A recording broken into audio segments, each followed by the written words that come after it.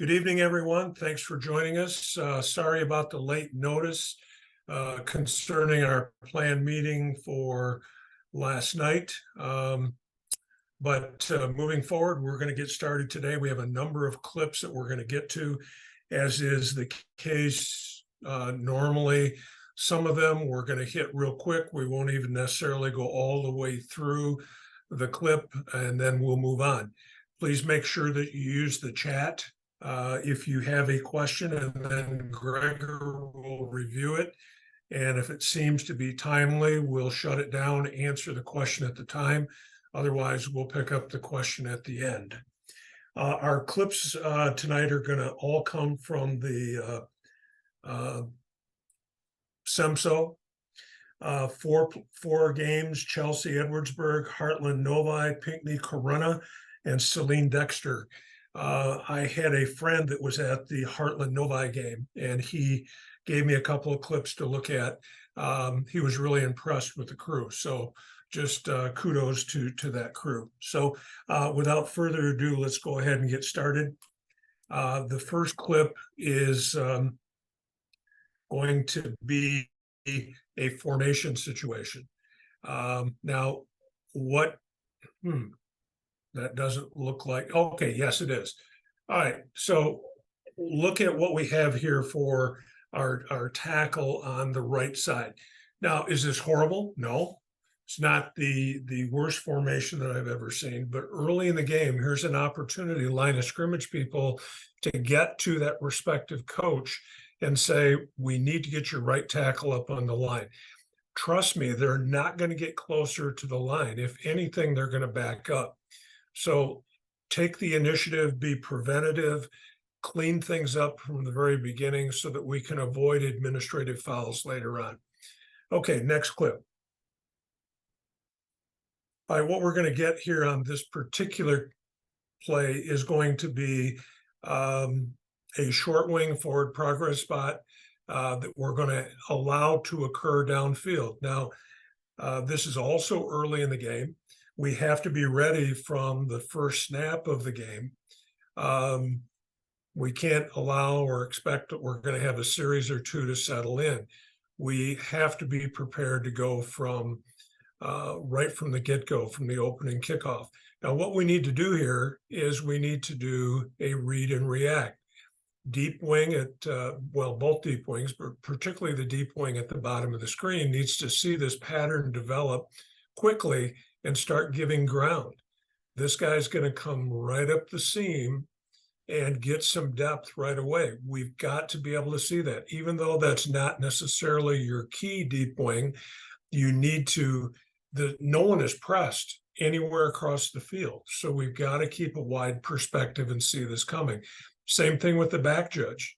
Back judge does a nice job here recognizing that we're going up the field quickly, gets depth, stays in the center of the field, and helps us out. So a good job here by the crew picking this up.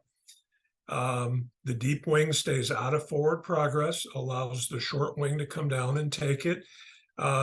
You can verbally provide a suggestion as far as where to put the ball down, but let's leave this forward progress spot to the short wing.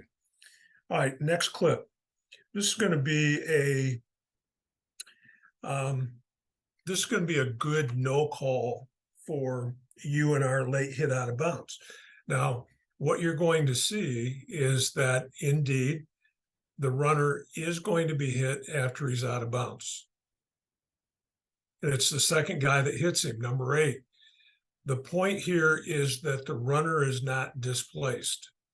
When we don't have a runner who is displaced or otherwise disadvantaged, stay off of that foul. It does not represent a safety concern. Yes, UNR is a safety foul, but just like anything else, there has to be a risk to the player. This is not a foul we want called. This would be a good talk to the player and say, hey, you know what? That guy goes down. You just bought one. So you can use some preventive officiating here as well. All right, next clip. Now, this is going to be, this is clip 26, Gregor. What we're going to get is a potential block in the back by one of the wide guys. And it's really, really tight to the line of scrimmage. It's the widest guy. It's right at the point of attack. That is a tough decision for certainly the deep official. Might even be a difficult judgment for the short wing. Remember that blocks from the back don't have to have heavy contact for them to be effective. Now, in this particular case, we passed on it. I'm good with the pass, particularly since we don't have definitive information here that shows that clearly there's contact. It certainly looks suspicious. If there was a flag there and someone had definitive knowledge, it would be a correct call if they had definitive knowledge. This might be a situation where our referee can help, depending on the timing and how quickly he's moving. But we do not want to guess on these kinds of plays. Remember, blocks in the back are not safety fouls. So therefore, we're going to put that in the same category as other things like holding, where when in doubt, we're going to pass. So talk about that from a crew mechanic standpoint. I would say that probably the short wing decided that either there wasn't enough there or there wasn't any contact at all. All right, next clip is 52. Now, this is all about, see the guy coming off the field? We have to, as deep three, we have got to be alert at the end of plays. If you're on the, in this case, if you're on the Saline sideline and you see players coming into the game, you see three coming on, you should be thinking about looking for three coming off. What we have to avoid is a situation where we don't know whether this guy is the 11th player, the 12th player, what have you. The other part that's pertinent here is that the short wing is not going to have any part whatsoever in terms of whether this player gets off the field. This is first half, so I'm assuming that this is the H and the S on this side of the field. So, side judge, this is going to be yours. You're going to be out on an island, whether that departing player gets all the way off the field. We have to have something down out of bounds for him to be considered off the field. None of this, well, the next step would have taken him off the field. No, he's either off the field or he's not. But we can't be surprised, and we can't be doing last minute counts to know whether he's 11 or 12. Next clip is 57. We're going to have really good end zone coverage here by our deep wing and our back judge.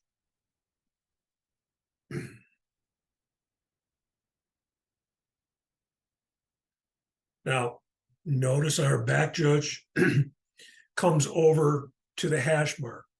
I'm all right with that, but only if you're looking for an angle. See, we're still moving at the mesh point.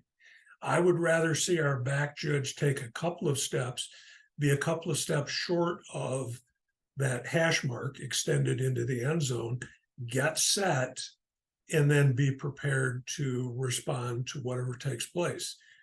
The deep wing is off of the goal line, off of the white. He could be a little further back. That's why you hear me talk all the time about keeping that area behind the goal line clear. Don't want anybody in there behind you. Now, I also want to point out, and this is going to be highlighted in a future clip, but if you go back to the beginning, stop right there, Gregor.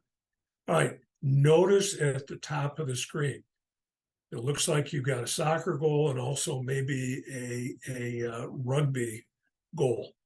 There isn't any reason why those two goals couldn't and shouldn't be pushed towards the end line. Get those out of there, just so it's going to be a safety thing. It's going to be much safer for our players if those nets are out of there. It also is going to afford you some more distance to back up if you need to as a deep wing. The other thing is, even though the person in the red parka or whatever that is they have on, and the person right behind would be the field judge, get them out of there. Get them out of there so that you have a clear area. Okay, next clip. We're going to get a Hail Mary at the end of a half here. Now, the thing that you need to understand about a situation like this is there's really, from this place on the field, there's only one line that means anything to us, and that's the goal line. So we can't allow receivers to get deeper than we do. You might be thinking there's no way this kid can wing the ball that far. That's not for you to decide. Your job is to get back there to ensure that we don't allow a receiver to get behind us. Now, if defensive backs continue to go back beyond into the end zone or wherever they go, okay. What I'm concerned about is receivers, that we don't allow receivers to get behind us. The back judge has good depth, but as you can see, our deep wing on this particular play allowed that receiver to get behind him. Don't let that happen. All right. Next clip, I believe, is going to be 55, Gregor. All right, now we're going to get a DPI situation here. Now, notice in that particular case, number one, he's not playing the ball, so he's suspect right off the bat. But what makes this one really, really simple is that the receiver is trying to work back to the ball, and there is definite and clear contact here between the receiver and the defensive back. Easy call for DPI. We get it down. We should have at least two flags. We should have two flags on that particular play. All right, now compare and contrast this one to the next one. Yeah, here we go.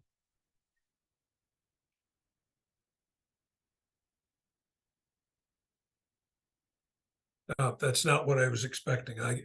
Maybe I got the clips out of order. All right, we'll come back to the other one that I want to compare this to. Go ahead, Gregor, with the clip right here. All right, now what we want to look at, we've got two receivers that are going to be in the short zone out here, and they both get locked up, which is okay. That doesn't automatically mean anything. But from a deep three perspective, back judge, clearly the quarterback is rolling this way, so we need to give our attention over here to the three receivers that are on this side of the field. Deep wing, and this is first half, so we're going to say that this is the field judge. Same thing. We need to make sure that we've got these guys properly supervised out here. Now, we're going to get DPI, early contact, and without an end zone view, we're really not able to say this is a correct call or not. It certainly appears to be early contact, but I can't tell you definitively that it is. But when deep wing does not have a flag on this play, it is incumbent upon the deep wing to come up and initiate a conversation with the short wing. What did you have? What did you see? That's not to say that you're asking him to pick it up. Maybe you are, because you get a good look at it and this pass is low and outside and it's something that we're not going to like on video. But whether you have that definitive information or not, the expectation is that you're going to come up, we're going to talk about it. We're going to talk about it so that we're going to share information if necessary to potentially pick up a flag or at least walk him through what he's going to say. For instance, if he said, at a catchable pass, early contact, arms around the waist of the receiver, limiting his ability with his arms to play the ball, we're good. We move on.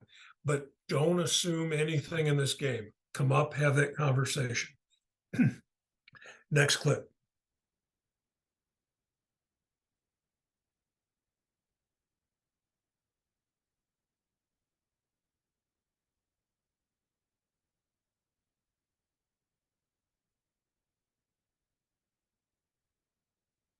All right, now, once again, we need to read and react here.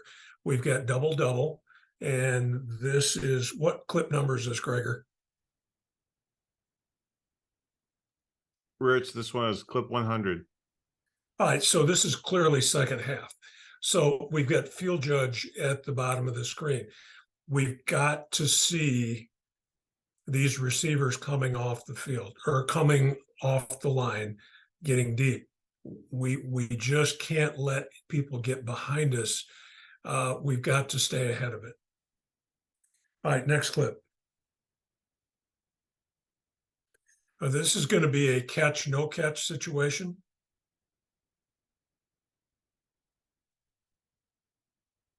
All right, now, whether this is a catch or not is not the point. We do not have a definitive look here to be able to call it a kill shot and say that it is. The reason why it's on the tape is that this is a crew mechanics type of situation. It appears his hands get under the ball, but I can't really tell what happens to the ball. Does the ball slide through? Does it come up on him? Does he secure the ball after it hit the turf in his belly? Or does he have his hands under the ball and brings it into his belly? Big difference. This is one of those times when our umpire needs to spin and give us a good look from the inside. Our short wing at the bottom of the screen seems to have a pretty good angle at it. Perhaps the short wing at the top of the screen. But from a deep three perspective, I'm saying to you from experience that I'm not sure in most cases when the catch or no catch is developing that far upfield, I can't tell for sure from behind what we have. This is where our two line of scrimmage people and our umpire need to step up and really help us with this. So from a deep three perspective, come up soft. Obviously, it's either going to be incomplete or it's intercepted. So we're going to come up, and then we need to have someone take charge of this play. Umpire needs to come in and say, hands are under the ball is controlled. This is a catch/interception. But we need collective effort here is going to be better than individual decision. The short wing seems to want to go back and talk with the deep wing about this. And I'm just telling you that it's going to be really hard for the deep wing to know for sure. Back judge might have a look at this, but that's a tough decision downfield. So talk about it this week in your pre-games. All right, moving on. All right, we're going to have a goal line situation now. This is what I was talking about earlier. Number one, get those people the heck out of there. And number two, don't give up your goal line. Get those netting things out of there as you're doing your field inspection in the pregame, so that we have the space behind the goal line to back up if we need to, and then send people back up towards the bench area. And then what we want this deep wing to do is to back straight up, back towards the netting, or the netting not being there if we get it out of there. Don't give up your goal line. Don't move in that direction. Move back away from the sideline. All right, next clip.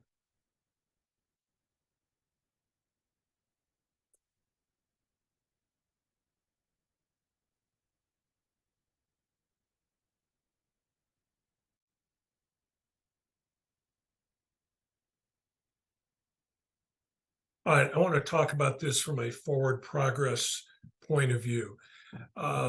First of all, I would say generally speaking, after the snap, the umpire starts with the whistle in his mouth and spits the whistle if the snap goes off clean. If you're a line of scrimmage guy that starts with the whistle in your mouth, you should do the same thing, spit the whistle. But you should not be working with the whistle in your mouth. And the philosophy that I'd like to share here is it's always easy for us to get on the whistle if we have more than one player on the tackler or on the runner. In this particular case, we're probably a little premature. We are a little premature. Let me take the probably out of there. This does not represent a safety issue for number 17. There are two people there, maybe a third guy comes in, but this is not a safety problem for number 17. So let it play out a little bit longer. Now, if all of a sudden he starts losing his feet, going backwards, and you've got people on top of him, all right, that's the time then to get on the whistle. Here, they don't really control him. They actually kind of sling him back towards the center of the field. So be patient with your progress in situations like this all over the field. This isn't just a short wing situation. This could happen on a kick return or an intercepted pass return. It could happen a lot of different ways, and multiple people could potentially be involved in this philosophically. Okay, next clip.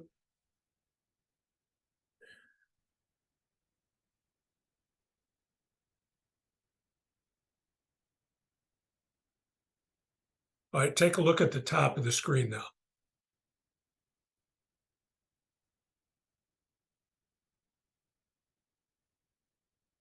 All right, this is the one that I wanted put up with. I got my playlist out of order here. I want to compare and contrast the play earlier where the defender continues to make contact with the receiver, if you remember, down towards the goal line, then the receiver is trying to get back to the ball. Here, this defender clearly is not playing the ball, but I'm not sure that there's contact here. And if there isn't contact, face guarding is not a foul. Now, back judge, you should be able to see through this play. And if you're the deep wing and you keep the proper cushion, you've got a better chance to also see through this play. This gets up on our deep wing. If he gets stationary at the goal line, this becomes an easier judgment for him to make because now he has some distance and also has an opportunity to look between players. So back judge, if there isn't contact here, it's just face guarding and it hits this guy in the back, and that's all there is to it, then you need to come over and help take this guy off of this foul. I'm not saying that's the case here, but it's more of a philosophical thing and also a crew mechanic thing where we got to help each other. It's like the inside arm bar with a receiver going from the deep wings outside towards the middle. You can't really see that inside arm bar, but the back judge can. And conversely, when that back judge's key is going towards the deep wing and there's an inside arm bar, the deep wing has a better look at it than the back judge. So the same principle applies here. Help each other out. All right, next clip. All right, now this is going to be a free kick, and we try not to shut down free kicks for technical violations, but here, the whitest guy at the bottom of the screen has more than a foot down beyond the line before the kicker kicks the ball. This is one that we need to shut down. This is just too obvious.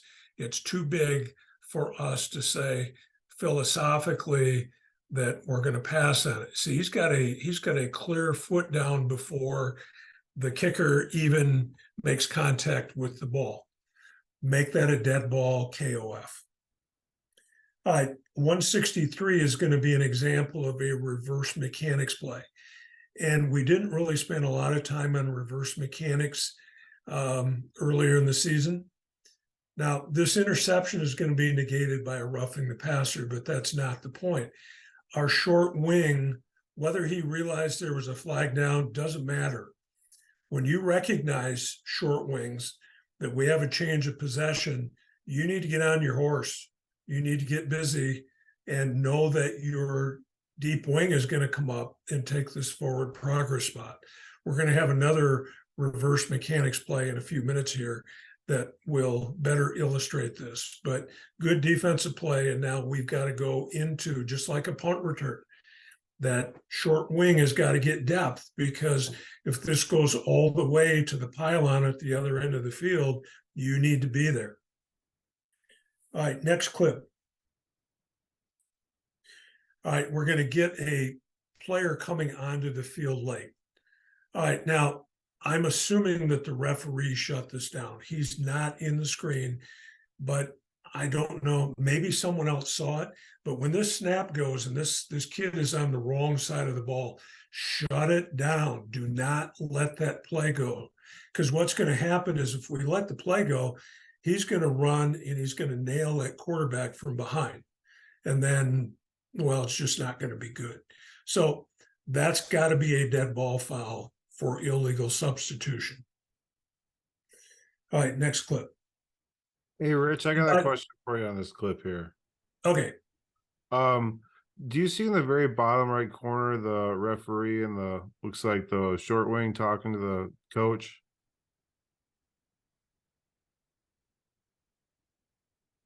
This clip?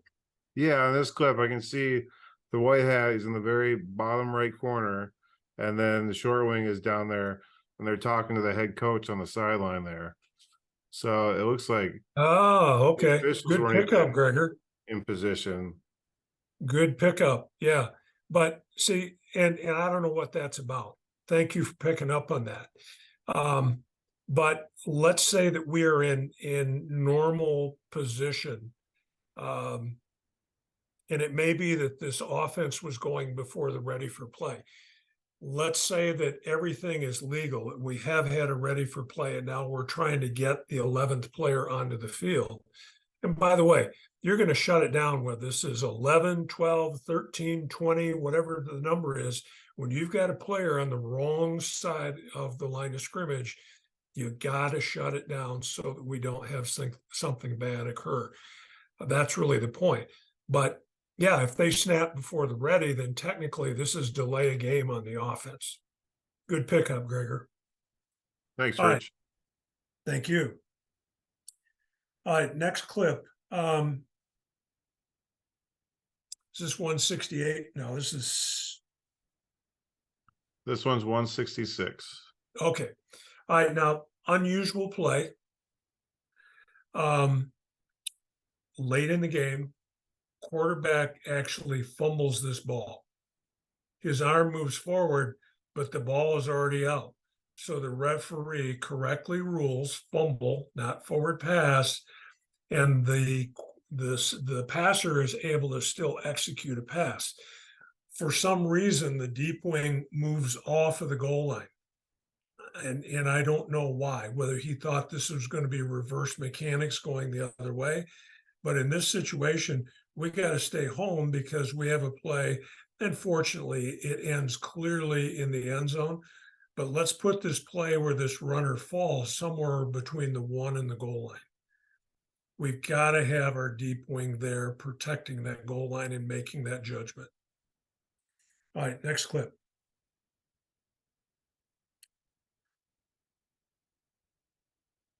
All right, different game. Now, as deep wings, we have to be able to multitask. So stop the video, Gregor. All right, so at this particular point, deep wing at the bottom of the screen, and this is early in the game, so this is our side judge. You've got number 12, and the play is going to come this way. And what we're going to have is a holding that occurs fairly near the line of scrimmage, and it's pretty obvious. I mean, he wraps both arms around the guy. There's not a lot of mystery in terms of the flag. But what we don't do is to take into consideration the fact that the runner is coming this way and we end up flat-footed. We don't need to worry about getting the flag to the precise spot. Make a mental note where you want this foul to be enforced from, and then adjust your flag at the end of the play. So if we get hung up on trying to get the flag down precisely at the 33, then that's going to be a problem for us. So let this run.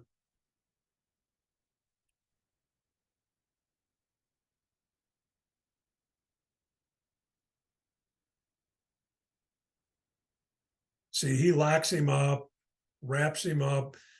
We get the flag down, but now we're lost.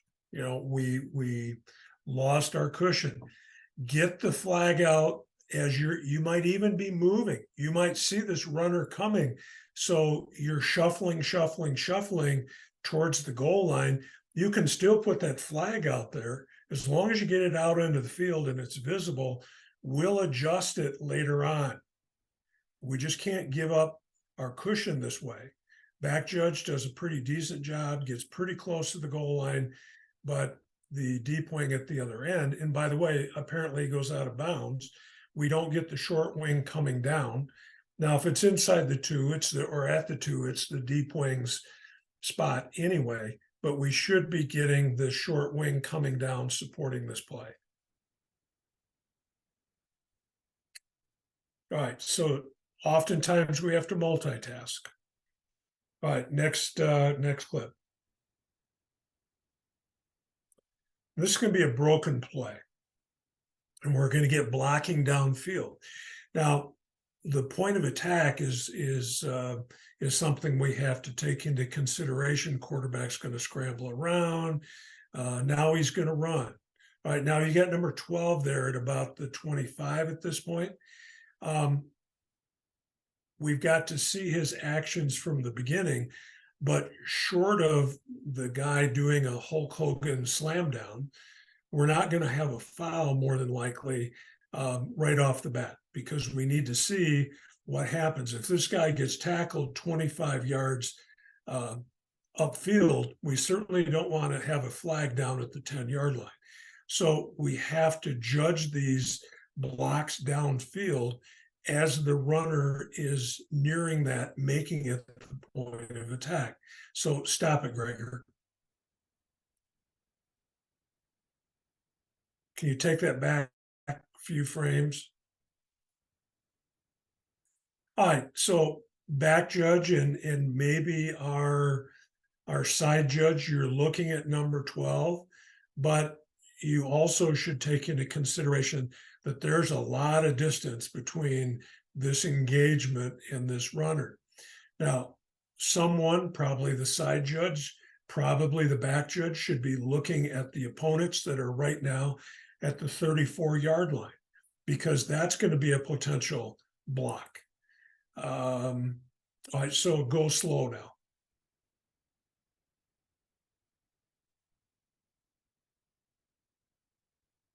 All right, 12 has good feet. He might have him wrapped up, but he's got good leverage on this guy, and he keeps the good leverage.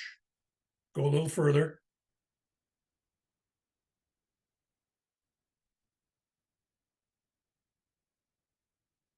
All right, now here comes this guy. This is a potential blindside block. He chooses to just kind of get over there and do a basketball block out, but deep wing, you should see this. Short wing, you should be alert to this. Now the block, the 12 finishes the block and just really overpowers this defensive back. And as long as he doesn't do something silly, like, take the guy down or the body slam, we're going to let him dominate the opponent if he's bigger, stronger, faster. Okay, next clip.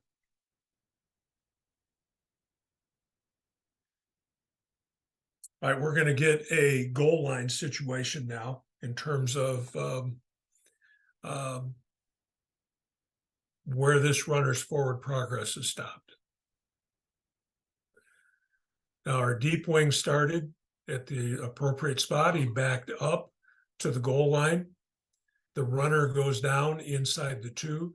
He should be telling the short wing, my spot, my spot, my spot, so that the short wing will not run up his back. He should stop short of that and assume cleanup responsibilities. The deep wing had the block out at the side. And then when the runner cut in, that block was really no longer pertinent. And now he's retreating to the goal line extended to make that potential decision at the goal line. Now we're snapping from about the 24. I would say at a minimum, we want to start at the 5, And my preference would be that we would start from the goal line. You're only 24 yards deep. And, you know, the guideline that you have is 22 to 24. So we really, here, my preference would be just to start at the goal line, but certainly you want to back up to at least the 5. Okay, so the block out here on the side, that gets defeated pretty quickly. Kid misses the tackle, and then the second guy takes him down. Deep wing is prepared to accept the play near the goal line, steps back out, squares it off at the 2-yard line. Pretty well done. Other than I'd like to see a start at the goal line, as previously mentioned. Okay, next clip.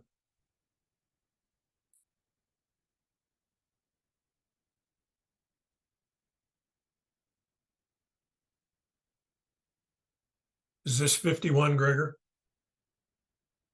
Yeah, 51. All right. Similar situation. We have to multitask as deep 3. So what we need to do is to follow our key and at the same time know where the runner is. 12 blocks out there. Looks like he has pretty good leverage. Hands inside the frame. So we correctly deem that as being a legal block. But what we don't do is to take into consideration the runner, and consequently we get past. So if we go back to this again, I'll tell you where I believe the point of no return occurs, where it's just too late. And if we haven't turned and made our commitment to our cushion, we're going to get beat. Okay. Right now, certainly by go a frame or 2 more. Right now, when he gets by that block, if you don't have your feet moving, and hopefully you're shuffling and you've got that scissor stance, not backpedaling, we're going to get beat. But if we execute this properly with technique, we got a good chance to get to the goal line. You'll notice the deep wing at the bottom of the screen. He's got no shot. Although he's got better wheels and he get further downfield, we waited too long to make our commitment. Okay, next play. There should be 72. This is going to be another catch, no catch situation.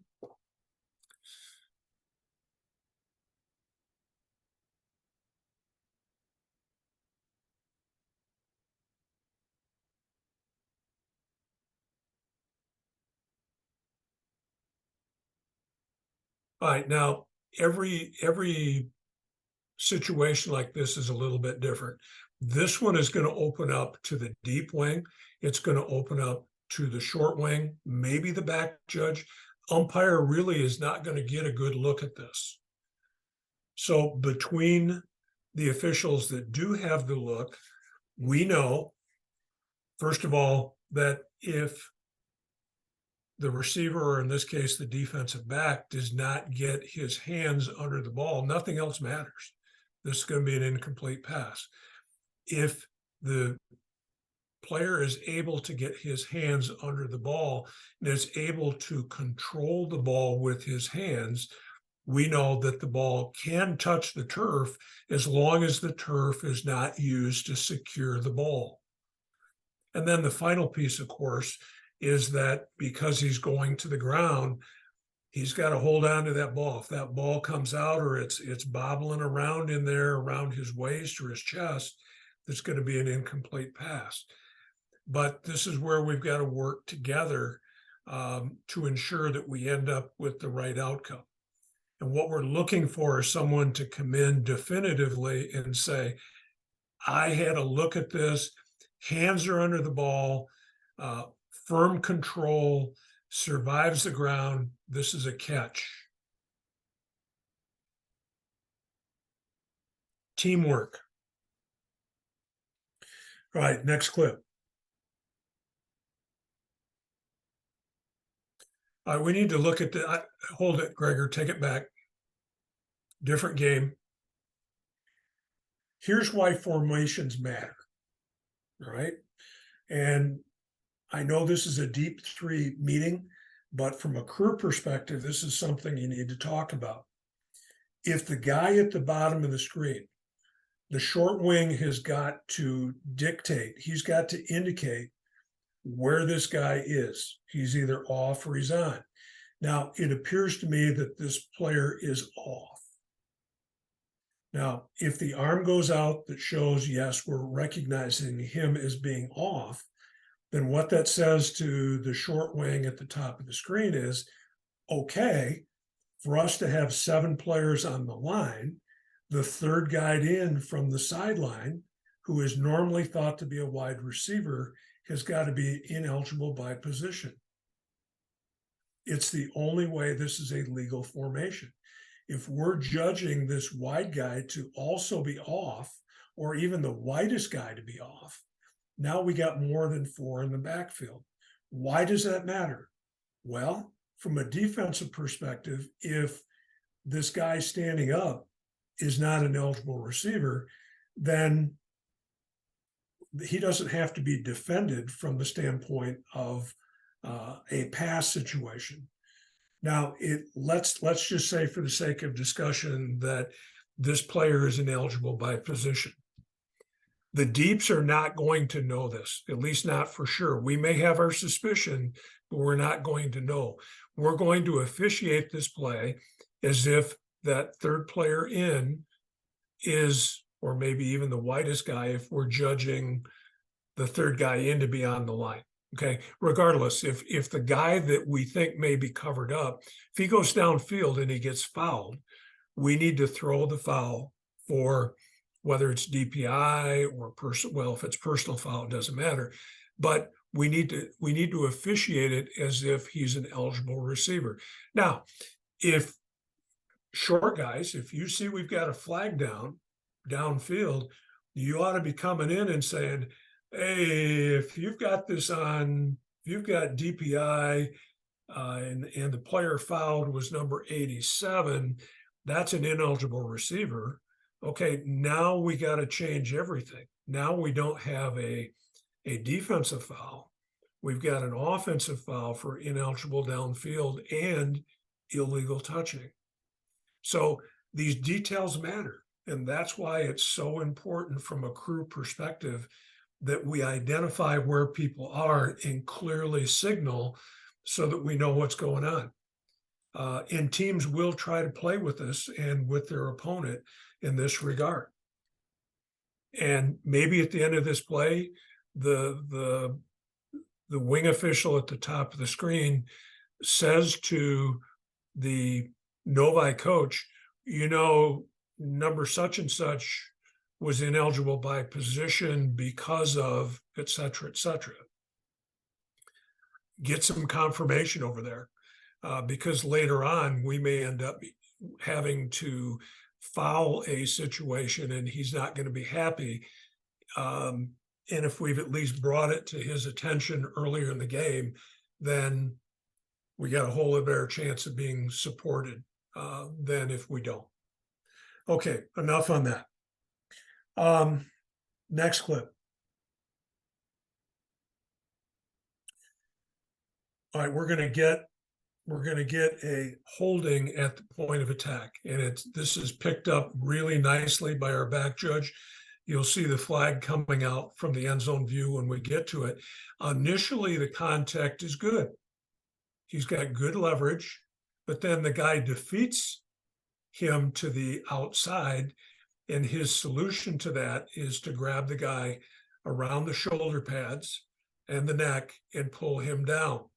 Now, deep wing, you should get a look at this because your engagement has not yet occurred, and that engagement is further downfield than the one that's right at the point of attack. So you should be taking a look in there as well. But I'm glad that back judge recognized this. Short wing might have a piece of this, although the first responsibility that our short wing has is forward backwards. And then if the next one would be, do we have firm control out here? If it's forward and he doesn't, then it's going to be an incomplete pass. So at least in the short term, the deeps have got to recognize that you're on an island. You're not going to get help from your short wing.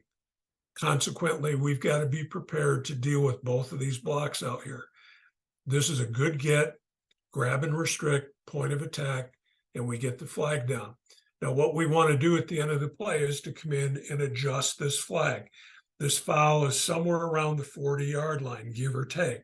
So we need to come in, make sure the flag ends up where it needs to be, and then report our foul to the referee. All right, next clip.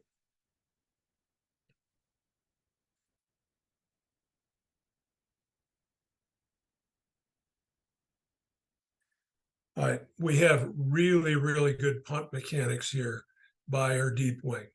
Now, you'll notice our deep wing is stationary at about the 16-yard line, waits for the catch to be secured, does not rush up, allows the return to begin, officiating the point of attack.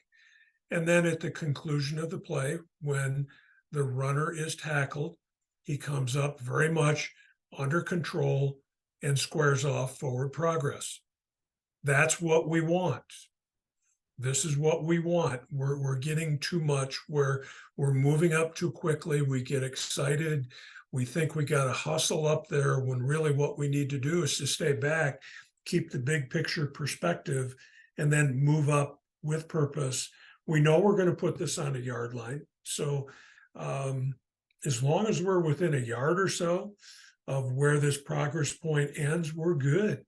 You know, it's not a big deal whether we're going to put this ball on the 26 or the 27. Okay, next clip.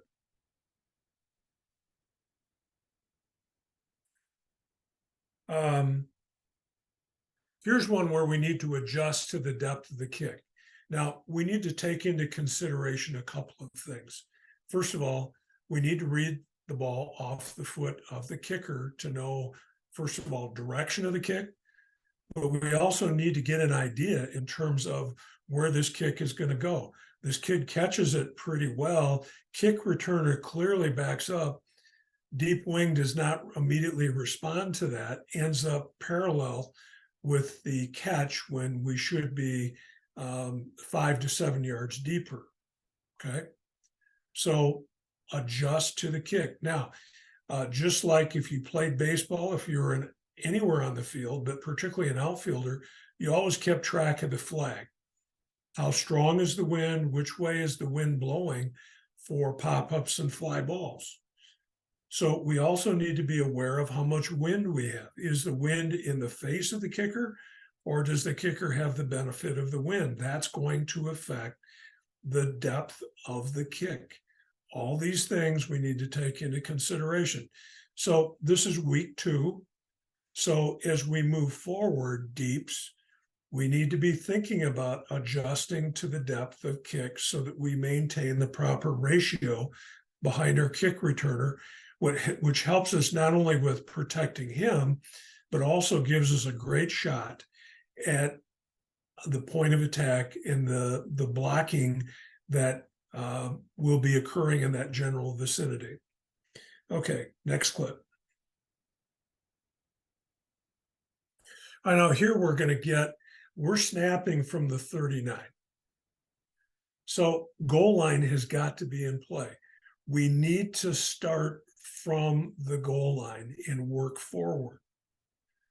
Let's not start at the 5. Let's start at the goal line. If you have to move forward, you're only going to be moving forward, what?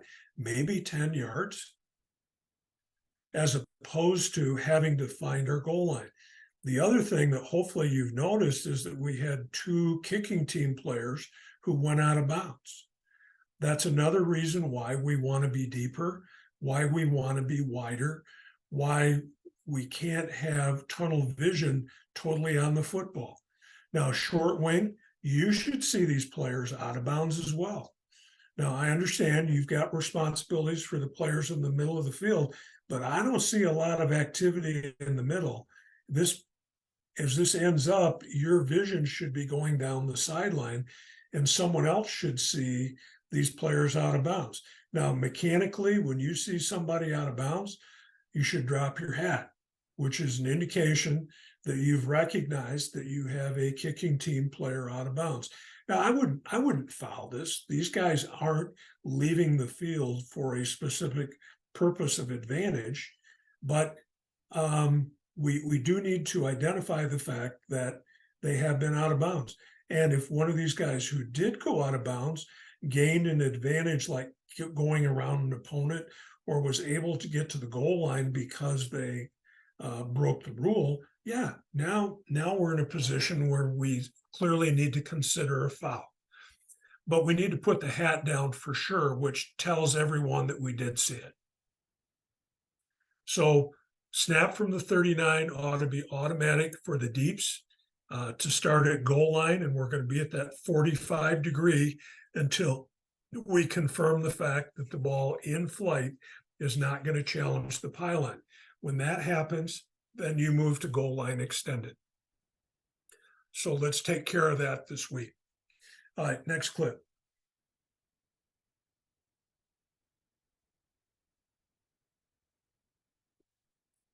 All right, this is going to be a long play that's going to go right up the center of the field. Now, this is really a nice read by our back judge, and we're going to pick that up from the end zone view. So go to the end zone view. This is going to be a good read and react. You can see him right there just before the H.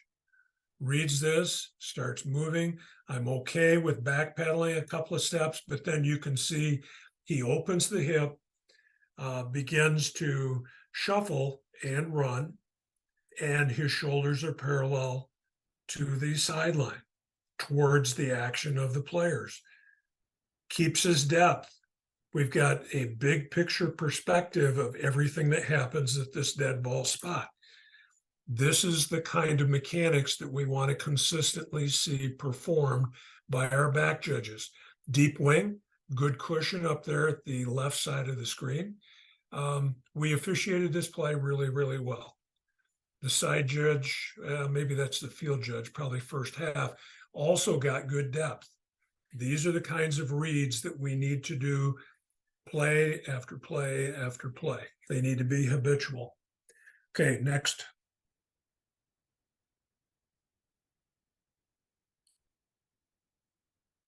I know. I go to the next clip. Good job there. Stayed back until the fair catch was secured. Now, the reason why this clip is in here is, all right, it's fourth down. Now, go back to the line of scrimmage. All right, so we're snapping from the 47. It's fourth down and about 7. So we've got to be football IQ here. 4th and 7 around midfield could be either, could be go for it, could be kick. So we got to be prepared for both. But when this quarterback steps back 2 steps from his normal pistol position, he's telling you all you really need to know. At that point, the deep 3 should be beginning to back up under control, making sure that you keep your full attention on your keys and what's happening in front of you. We don't want to turn our back to it, but we need to get some depth. In this particular case, it doesn't threaten the goal line, but later in the year when the kid gets a little better at this and figures out that if he kicks it low, he's going to get the ball to go a lot further, the goal line could come into play. So we don't react to this when the quarterback tells us what he's going to do. Go ahead and run it.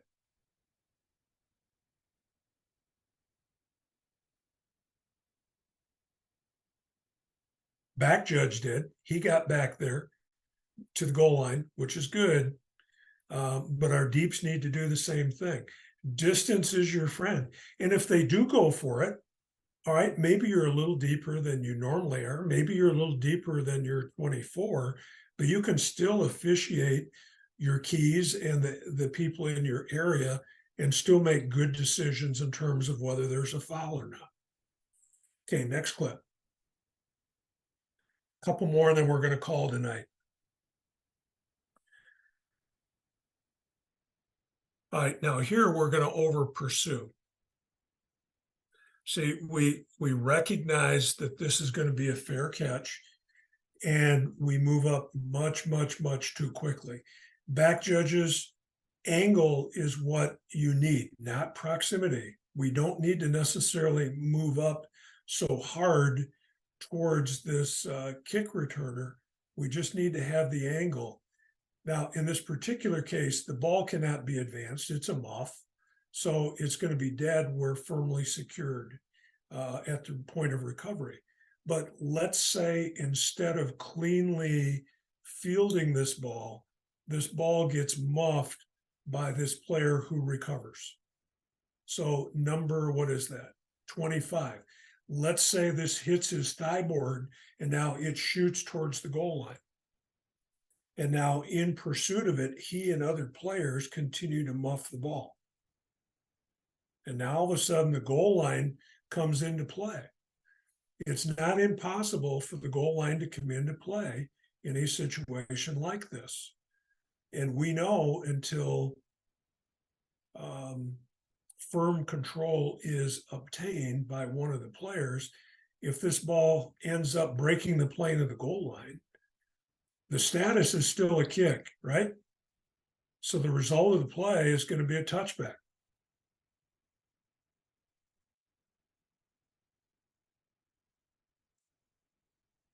So we've got to make sure that we don't over pursue. We don't need to come up that hard. If you're thinking that you have to come up there to protect the kick returner, don't buy yourself a problem by thinking that you're doing the right thing to protect him. If he's fouled, we'll get the foul. All right, next clip. We get really good deep three coverage here, downfield.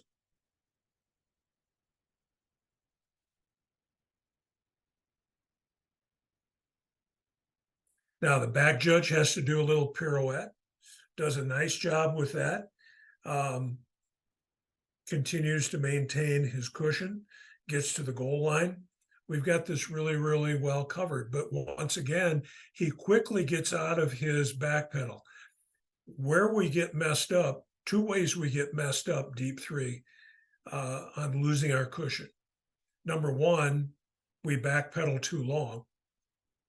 And deep guys, you shouldn't be backpedaling at all.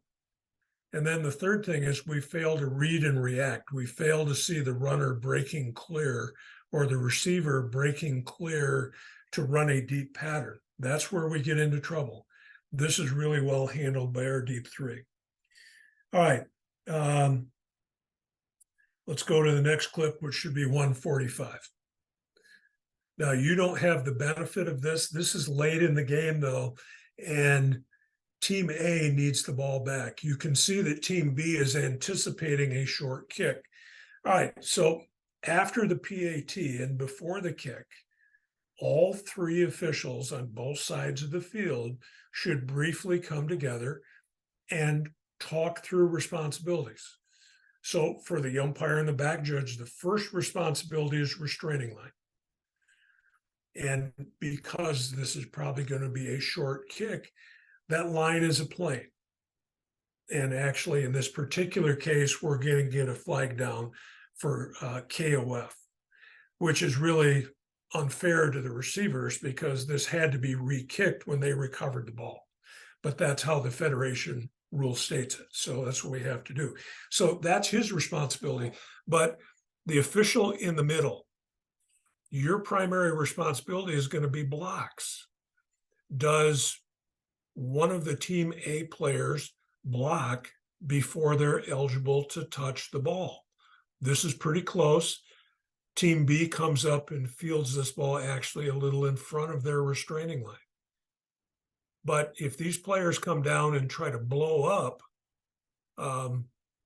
the Team A players, hoping that one of their teammates will be able to recover the ball, you can't block until you're eligible to touch. All right, then obviously the official on the Team B restraining line, you've got touching before the ball goes 10 yards. If it's touched by Team B, we should wind the clock, and then whoever ends up with the ball at the end of the play, the ball is going to belong to them. Conversely, if it's touched before it goes the 10 yards and hasn't been touched by team B, by team A, we need a beanbag down for the early touch so that we can reference that spot later on. Now, the hard part is that we need both, we need everyone to remain stationary. You'll see at the top of the screen, the guy that was at the 5-yard mark comes down and ends up standing essentially next to our side judge. That's too close. You need to hold your position. Once this becomes a dead ball, then we're going to close down on it. Umpire, this is at the top of the screen, so it'd be the umpire, the head down judge, and the side judge are then going to converge to clean it up. But we need to wait until this ball becomes dead. So those are things that you should be quickly reviewing before this kick occurs so that we remind each other what our basic responsibilities are and we're prepared. Deep wings, for sure, you should have a beanbag in your hand. So if this kick is touched before it goes 10 yards, you're going to drop the bag. Make sure you get the bag out into the green. Don't drop it in the white. Get it out there so that we can find it and we can see it and later come back to it. All right. We'll make this one the last one for the night. No, actually, we're going to do 2 more. This is going to be a catch, no catch situation, and really, really great crew communication. Really happy with how this gets handled by the crew. All right, now we've got a catch or a no catch. We've got our short wing coming up, and initially rules that we have firm control, and then the ground creates the fumble. Okay, now what we get is our deep wing coming up and our back judge saying, oh, no, no, no. And the reason why they're waving this off is that this player is going to the ground. He has not had an opportunity to firmly control this ball, take a step or two, and then go down and have the ground create the ball come out. This is one of those things we talk about. You have to survive the ground. The receiver does not survive the ground, and consequently, we end up with the correct ruling by coming up and saying, nope, this is incomplete. Nice job by the crew. And this is what we want to do all over the field. We need to have people coming in, collaborating, sharing information, and the collective wisdom of 2 or 3 or maybe more is going to be better than an individual decision by one. All right, Gregor, last clip of the night. I want to go to 69. All right, what we're going to get here is, well, I'm going to let it run first. I want you to look at the receivers at the bottom of the screen.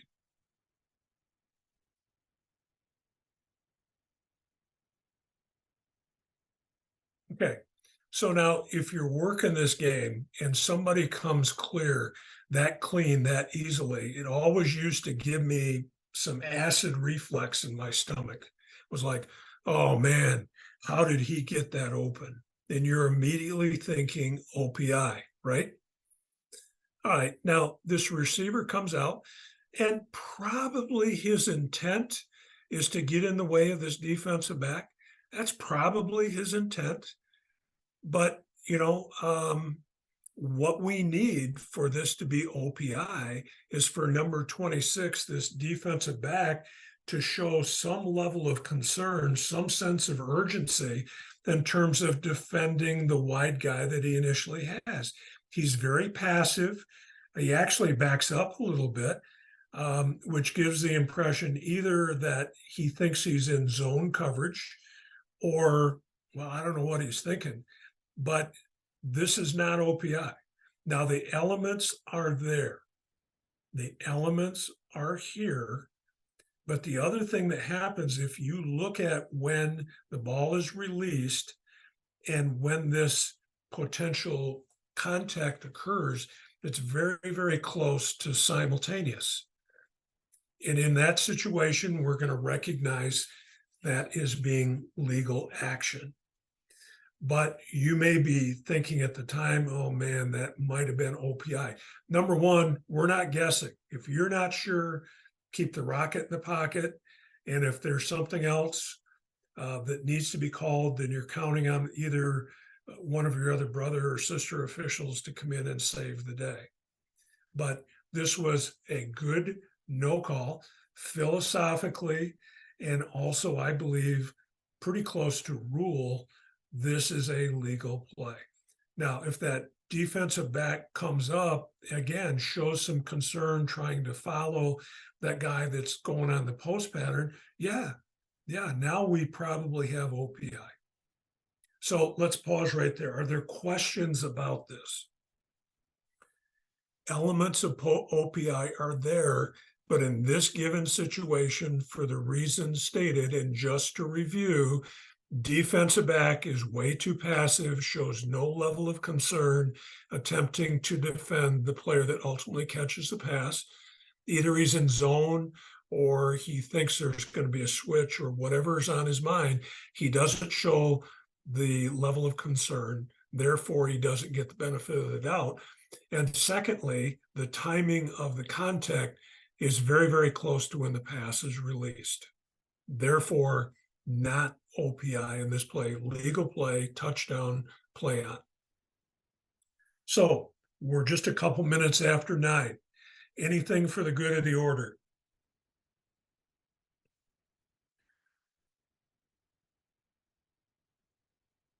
All right, we're coming up on week 3. We're almost a third of the way through the season already. Hard to believe. We need to be straightening out. We need to be making these adjustments week after week. But now, after 2 weeks, and after we've studied all summer, after we've reviewed, after we've had 2 weeks now of review of the first games that we have officiated, we ought to be figuring this thing out.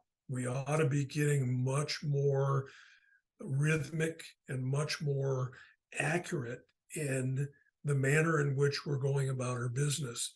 We need to be getting more precise. In each week, the expectation is we're going to be better than the previous week. So take the information, share it, make sure when you get the replay of the recording of this, share it around with your crew. Talk about some of these things that came up that you think are pertinent to your crew or the teams that you're going to have. But let's share this information. As valuable as it is for you to have it, it's even more valuable when we share the knowledge and the information that we're getting through these sessions. The last thing that I want to say is that we're getting a few people that are sharing ideas for clips, and I used those clips tonight. I want to encourage everyone to do that. To me, that's a major upgrade for you. So, and if you have a play that you have a question about that you would prefer for whatever reason, that it's not part of our study session on a given time, I'll give you opinions on it, and we just won't bring it up in the study group. So if you have a question about it, don't feel like that if you contact me, it's automatically on the training tape. If you want anonymity, you'll get it. Okay. We're in this thing together. You know, this is our strength is in our collective working together in cooperation and collaboration. So have great games this week. Take care of yourself and travel safely.